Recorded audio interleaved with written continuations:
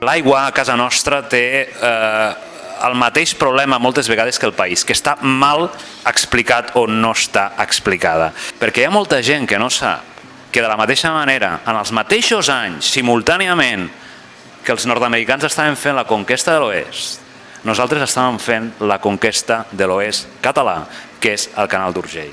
No és només el canal d'Urgell, és que el nostre és un país d'històries d'aigua, les centrals hidroelèctriques del Pirineu, tots els canals.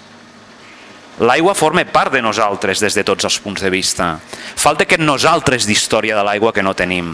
I per tant això ho tenim nosaltres, aquest que en diríem ara aquest know-how, que no exportem i no expliquem. El Covid ha accelerat el mapa de Catalunya i hi ha gent que ha descobert que es veu que hi ha gent que vol viure pel país. No ho sabíem. Es veu que hi ha gent que viu i és feliç i treballa. I fins i tot hi ha gent que se'n vol anar a viure a altres zones del país. Ha generat un nou mapa de país. I en aquest mapa de país, el 90% de la gent viu a la Catalunya costanera, molt mar i poca aigua. Però el 10% viu on hi ha el 80% de l'aigua. Tenim aigua i no es veu. Tenim aigua i no està explicada. No és l'aigua que fem així amb l'aixeta només. És l'aigua, diguem-ne, que som realment nosaltres. I aquest reequilibri territorial i emocional, un dels elements claus, potser el més clau, és l'aigua.